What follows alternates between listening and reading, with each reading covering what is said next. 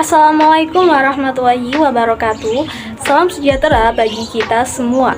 Dalam video kali ini kami dari kelompok 12 Prodi Administrasi Bisnis kelas 1D akan mempresentasikan mengenai Corporate Social Responsibility atau yang sering disebut dengan CSR, yakni tanggung jawab sosial perusahaan. Sebelumnya, perkenalkan anggota dari kelompok kami. Yang pertama, saya sendiri Nurin Hikmawati dengan nomor NIM 202169100121 dan yang kedua yakni Nila Septiani dengan nomor NIM 202169101112. Oke, mengenai definisi CSR. Menurut Philip Kotler dan Nancy Lee dalam bukunya, Corporate Social Responsibility dapat diartikan sebagai komitmen untuk meningkatkan kesejahteraan komunitas melalui praktek bisnis yang opsional dan melalui sumber daya yang dikelolanya. Dan menurut Bambang Rudito serta Melia Famiola dalam bukunya, Corporate Social Responsibility secara umum merupakan peningkatan kualitas kehidupan yang mempunyai arti adanya kemampuan manusia sebagai individu atau anggota komunitas untuk menghadapi keadaan sosial yang ada dan dapat menikmati serta memanfaatkan lingkungan hidup, termasuk perubahan-perubahan yang ada sekaligus memelihara. Jadi, apa sih itu CSR?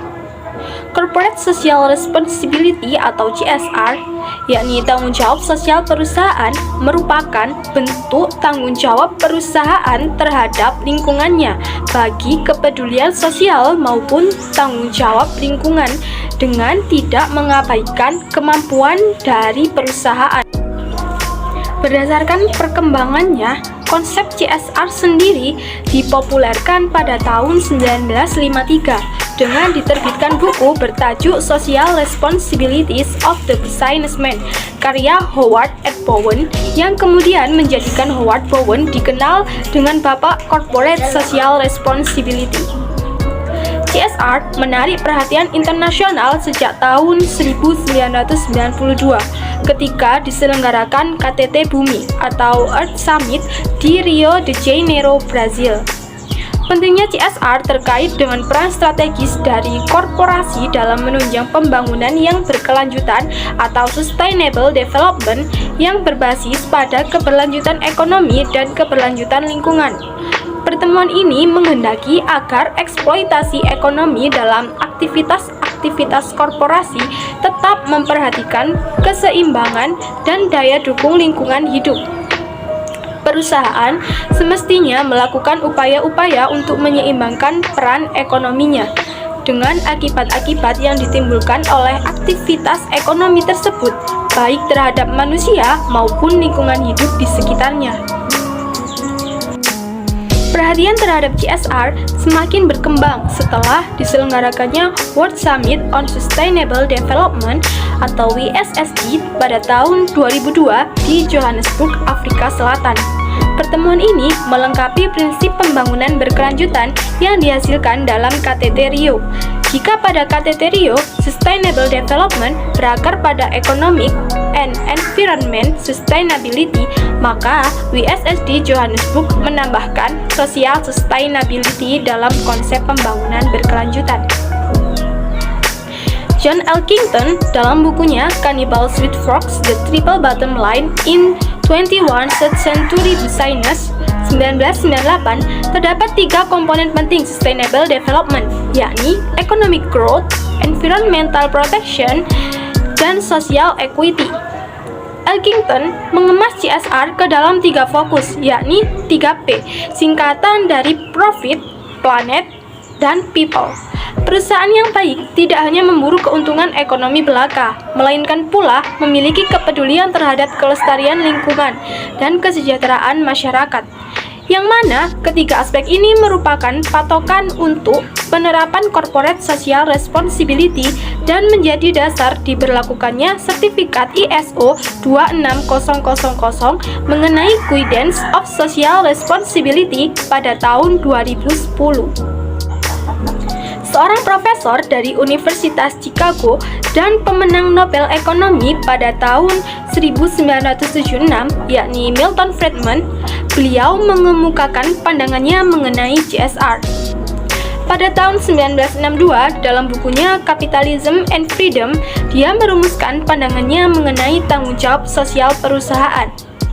Akan tetapi, yang menjadi kajian utama tentang tulisannya adalah yang dimuat dalam New York Magazine 13 September 1970 yang berjudul The Social Responsibility of Business is to Increase its Profit, di mana maksud dari judul tersebut yaitu satu-satunya tanggung jawab sosial perusahaan adalah untuk meningkatkan keuntungan sebesar mungkin. Friedman menyimpulkan bahwa doktrin tanggung jawab sosial dari bisnis merusak sistem ekonomi pasar bebas.